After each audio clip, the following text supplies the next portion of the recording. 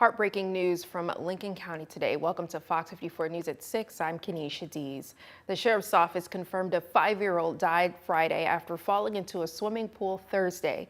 While details surrounding the tragedy are private, officials say it's a devastating reminder that water dangers don't disappear in the winter. The National Weather Service says cold water creates a shock to the body, affecting breathing, heart rate, and blood pressure. The CDC says there are more than 4,000 unintentional drowning deaths each year. Fox 54's Logan Alexandra Russell joins us with how families can stay vigilant year-round. For many, the sight of a frozen lake or a closed community pool signals the end of water safety concerns, but that's far from the truth. Water safety is something that you should think about year-round, not just in the summer months. The National Weather Service reports that suddenly entering water below 60 degrees Fahrenheit can trigger a cold shock. Kristen Stitt from Safe Splash Swim Lab says anyone can die from drowning, no matter the age or swimming ability, but you can prevent it. Anyone can drown, no one should. Things that we need to be aware of are drowning risk exists at different levels for different ages. So it's not a one-size-fits-all. It starts with what experts call water competency, or the ability to recognize risks and respond to them. We like to think about 5 layers of protection and more or less a term called water competency, not just water safety, being safe around water. We want you to be competent in and around water. That involves essentially 3 different categories of actions and interventions that you can take. Safety experts say using these layers of protection can help prevent drownings. That means installing fences around home pools and ensuring everyone in the household has completed formal swim lessons, which can reduce the risk of drowning by 88%. Other measures, such as pool alarms and a designated water watcher, provide an extra layer of safety. The National Y has a campaign called Phone Down, Eyes Up. So that's just really reminding you to put your phone down, all distractions down, and your eyes should be up, scanning the body of water, looking for all the children and making sure that everything's good. Whether it's an icy pond or a backyard pool, it's important to always stay vigilant no matter the time of year. In Huntsville, Logan Alexandra Russell, Fox 54 News. Experts also say if you see someone struggling in the water, you should throw a flotation device to them or call 911 rather than getting in the water yourself. And we did see some cooler temps. A clear sky though, the sun came out, but it didn't stop the cold weather we felt throughout the day. Those winter temps continue to stick around. I'm now joined by Fox 54 Weather Impact Chief Meteorologist Jordan Dressman. Jordan, we've seen a cold day after a few warmer ones. Are we finally going to get a little bit of snow? We are going to get a couple of snow flurries across parts of North Alabama, southern Middle Tennessee. Emphasis there on snow flurries. It's going to have little to no impact across the Tennessee Valley. We'll talk about that in just a second. It does coincide with the fact that it is winter after all, and it certainly feels like it this evening. 43 right now in Huntsville, 42 in Arab, 42 in Coleman. Sitting at 44 in Scottsboro, 44 in Florence, and a pair of 43s for both Pulaski and Fayetteville up in southern Middle Tennessee. Our friends over in Fort Payne currently sitting at 41. Gradually going to fall off into the 30s over the next couple of hours. 39 at 7, 38 at 8, 37 degrees by the time we get to 9 o'clock. We're going to maintain that really nice clear sky. As a matter of fact, we're going to maintain that clear sky as we head into your Tuesday as well. No real opportunities for rain in the forecast on Tuesday. That, however, begins to change as we head into your Wednesday, and then again as we head into your Sunday. We'll talk about both in great detail here in a few minutes. A Huntsville man is facing serious charges after authorities say he fired a gun at people at an apartment balcony over the weekend. Huntsville police responded to the 200 block of Utica Place around 9:30 p.m. When officers arrived, they found the apartment had been struck by gunfire, but no one was inside and injured. The suspect, Torrey Patton, pictured here, was found in the 2200 block of Atkins Drive. Police say Patton had argued with residents before the situation escalated, and he allegedly opened fire on the balcony. He was arrested and charged with 2 counts of attempted murder and is held in Madison County Jail on a $120,000 bond. One person was airlifted to the hospital after a shooting near Highway 67 late last night. The Morgan County Sheriff's Office says deputies were called around 10 p.m. to a report of gunfire near Hullica Road. When deputies arrived on the scene, they say they found the victim and provided care until a medical helicopter was called. According to the Sheriff's Office, a suspect has been found and identified. No charges have been announced. State of Alabama has reached a settlement with the Coleman County IV Infusion Clinic and its owners after allegations of unsafe weight loss treatments. A lawsuit was filed last year against Aurora IV and Wellness Clinic after patients reported the clinic allegedly used unsafe research-grade weight loss drugs instead of pharmaceutical-grade medications. Under the settlement, the clinic and its owners will pay more than $17,000 in damages to affected patients, along with $7,000 in state penalties and fees. The clinic will permanently close, and the owners are barred from working in healthcare in Alabama. Robert Bowman, the killing man accused of making a terrorist threat against Deschler High School, will appear in court tomorrow. Bowman is accused of posting threatening videos to social media before driving onto the school's property and yelling from his car in November. According to court records, in one video, Bowman said, quote, "I have something else planned if the cops don't kill me first," end quote. The hearing is tomorrow at 1:30 p.m. at the Colbert County Courthouse. Emergency crews responded to a house fire this morning on the 300 block of Georgia Avenue. Firefighters were dispatched just after 10 a.m. where they say they found the home covered in heavy smoke and flames. The fire was extinguished within an hour. You could see aerial view of the smoke billowing from the home. According to Florence Fire and Rescue, initial reports said 2 people may have been inside the home during the fire. A search confirmed the house was empty. The cause of the fire is under investigation. A former Morgan County sheriff is looking to reclaim her position by running for a 3rd term. For many, though, there's only one problem. Her last term was marred in controversy. Former Morgan County Sheriff Anna Franklin was a defendant in several trials alleging that she mismanaged state funding between the years of 2011 to 2019. The Internal Revenue Service also found that she filed a late tax return in 2015 for which she served 2 years of probation. Fox 54's Caleb Aguayo shows us her return. A former sheriff here in Morgan County is trying to make a comeback after spending over 6 years out of office because of a litany of charges brought against her. Now she's saying she was cleared in federal court and wants to serve again. In 2018 and 2019, former Sheriff Anna Franklin faced multiple allegations of misconduct, including federal lawsuits over her use of jail food funds from the state. Before a law was passed to limit the loophole, those funds allowed county sheriffs to spend the leftover money as the sheriff saw fit. According to court documents, Franklin bought a truck full of corn dogs to feed inmates and used $160,000 in leftover funding to finance a used car lot. Last year, she was cleared of the charges related to the jail food funds, with a federal judge saying the funds counted as a loan and not embezzlement. But the consensus on Franklin becoming sheriff again has the county split, with some strongly in favor and others reportedly resorting to vandalizing campaign signs. And that split is affecting local work sites. Some here in Hartselle say Franklin deserves another shot, but others are saying she had her chance. If she's coming back, then she wasn't guilty of anything because she was not treated fairly. Then she should have the chance to run again and to be our sheriff of Morgan County. Both Franklin and current Sheriff Ron Puckett announced their candidacies over the weekend. The Republican primaries are coming up in May, and it's expected to bring out voters from all over Morgan County. In Hartselle, I'm Caleb Aguayo, Fox 54 News. Fox 54 reached out to Franklin's campaign, but she did not respond to our request for comment. She said on Facebook that she'll be traveling around the county to meet with constituents ahead of the election.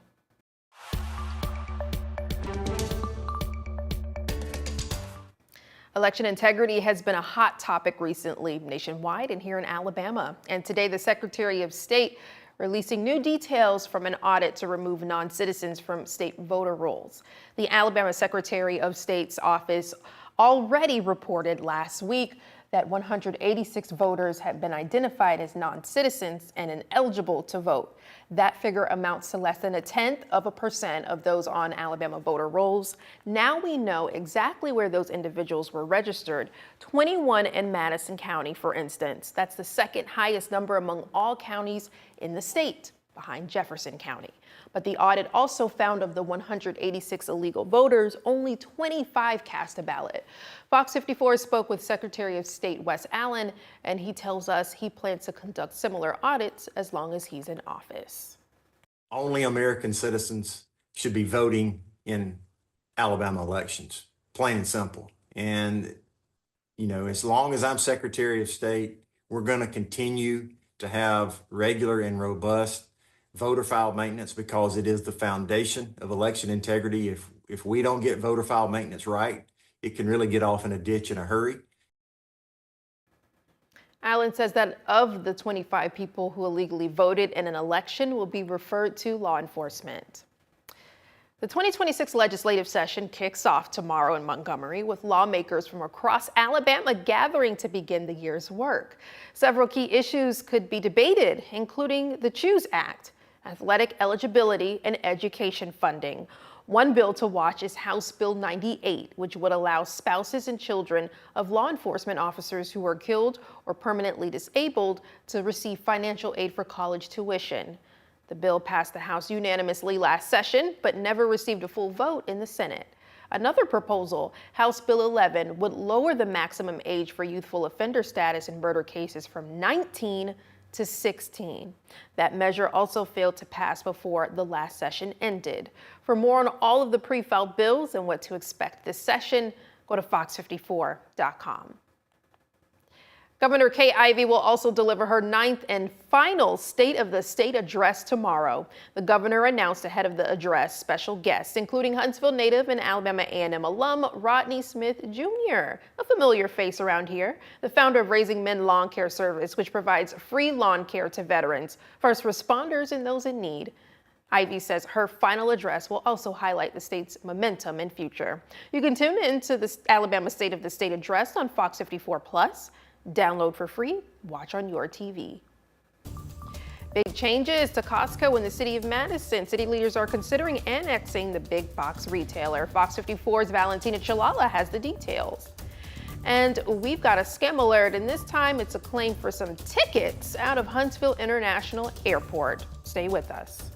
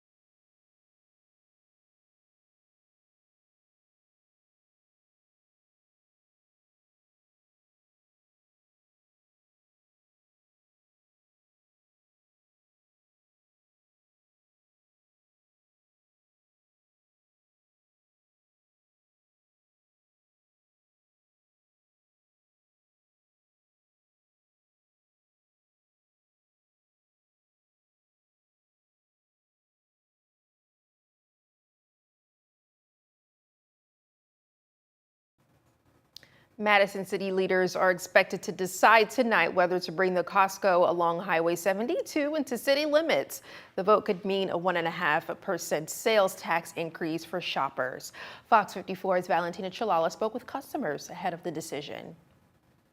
The Costco currently sits in unincorporated Madison County. Annexation would shift where tax dollars go and place the store under city jurisdiction. One shopper told us she thinks it's good for the city to receive some of the tax revenue, saying it helps support local services and makes sense for the community. I think that it'll be helpful for the city of Madison to have that extra income. I mean, they can use it for many different things, I'm sure. It won't stop me from coming. I'm sure they'll pass that on throughout the store in different items, but you know, Costco still has really wonderful prices, so it's hard to beat that. We talked to some Costco shoppers today and reactions were mixed, but most told us the slight 1.5% tax increase would not stop them from shopping here. I don't like any tax increase, if I have to be honest with you. And I'm sure that is probably for some benefit of the city, but I've not found one government that efficiently uses its money. Joey Sessi, the developer of Clift Farms, says if the annexation is approved, the city and Clift Farms would share in the new tax revenue as part of the development agreement. That agreement would replace the current development fee paid by shoppers. The Madison City Council is scheduled to consider the proposal during tonight's meeting. In Madison, I'm Valentina Chalala, Fox 54 News. The council meeting has begun and will continue coverage and break down the decision and what it means for shoppers tonight on Fox 54 News at 9. We have some Fox 54 traffic impact alerts for you to keep you aware of what's happening on the road. Stay with us. In the meantime, a look above, Jordan, it's been cooler. Yeah, definitely been cooler over the last couple of days. It was cooler this afternoon, and that cooler air is going to stick with us for a while. We'll discuss it in a few minutes.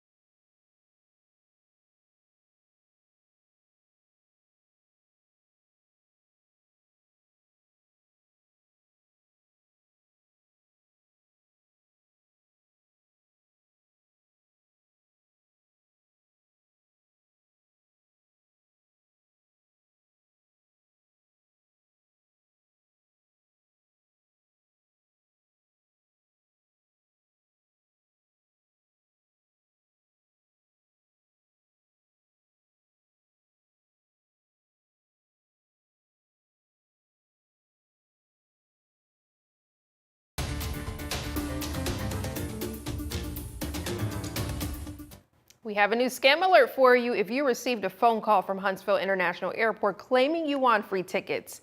Unfortunately, it's too good to be true. HSV says at least 50 to 60 callers received a spoof call which used the airport's office number. Airport officials say scammers are asking you for personal information, and if you miss their call, they're using another trick.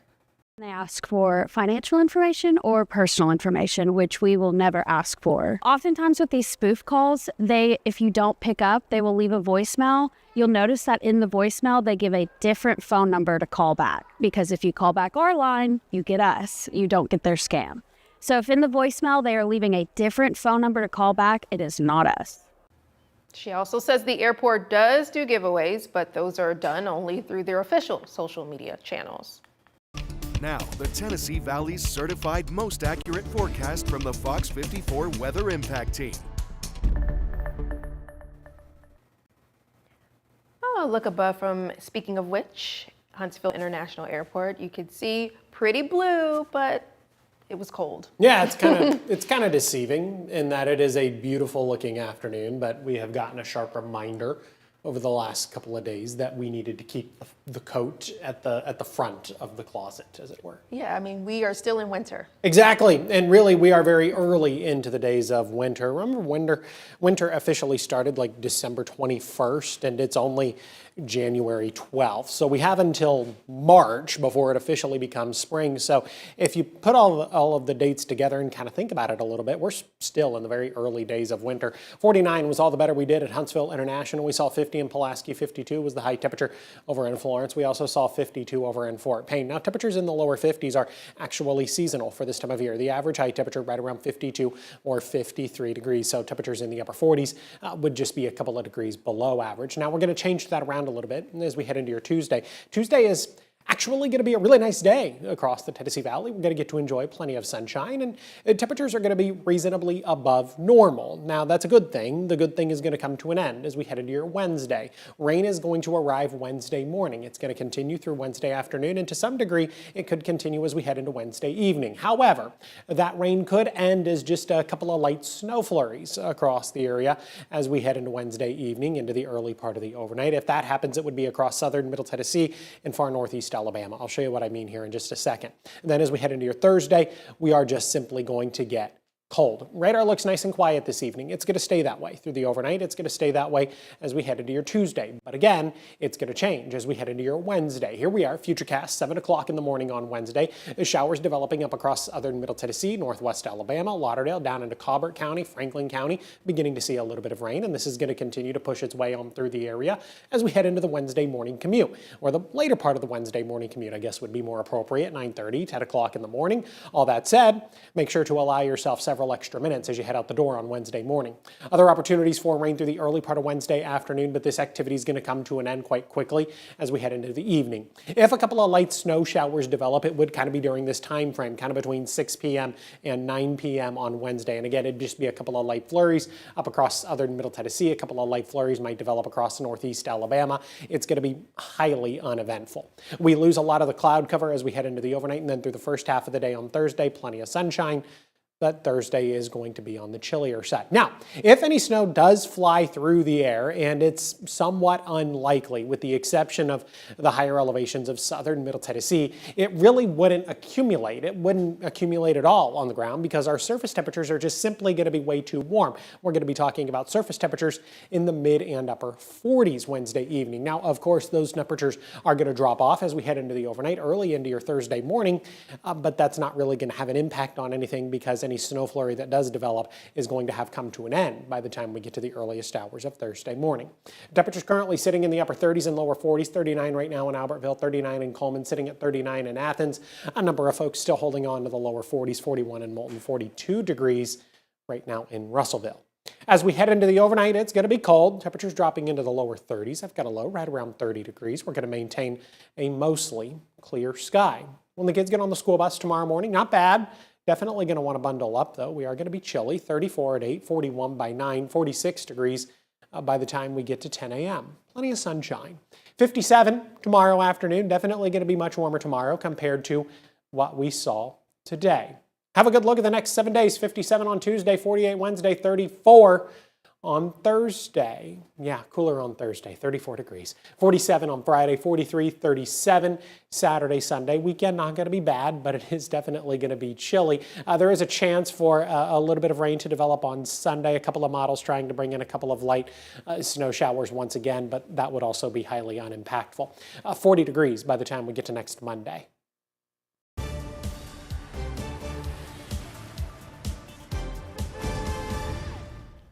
We have a Fox 54 traffic impact alert for your Tuesday morning commute. And if you live near Whisperwood Lane in Madison, expect traffic slowdowns on your morning commute.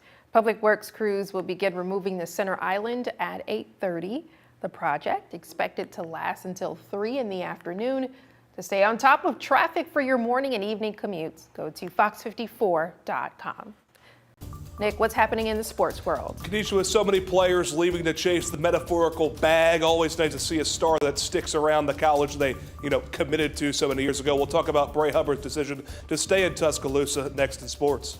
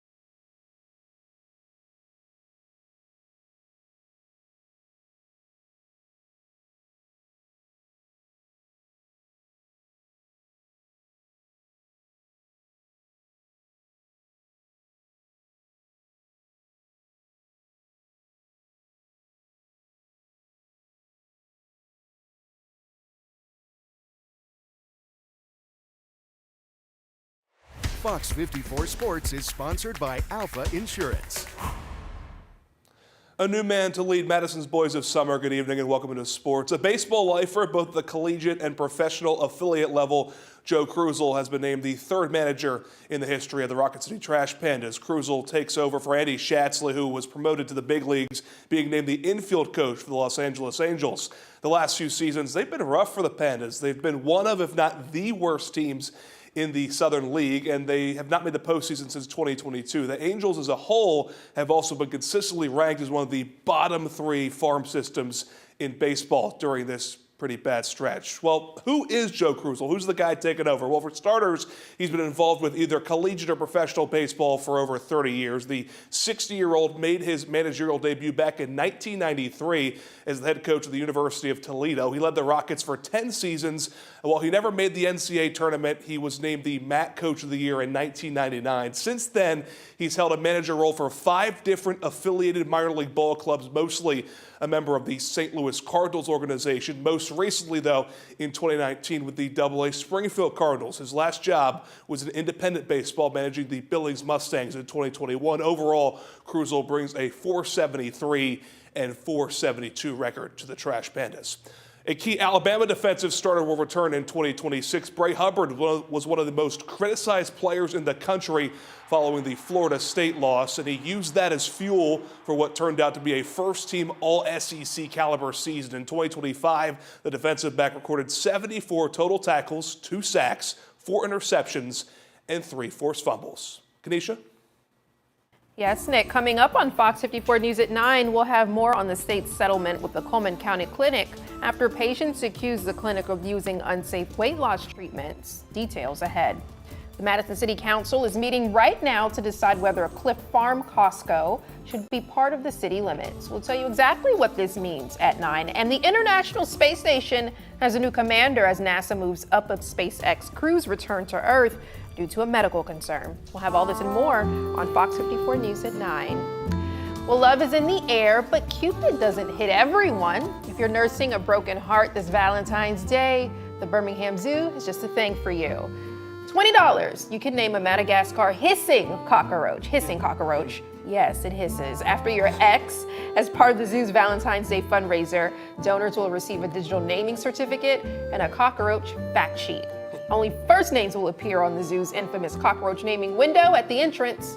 Want your not-so-special someone on display? Well, donate by February 12th, and then you can check out Birmingham Zoo socials to see the names. We see this every year, but I'm trying to remember if this is the first time we've ever seen like a city in Alabama do something like this. I think what we need to do is that was a question, though. Have we? I don't.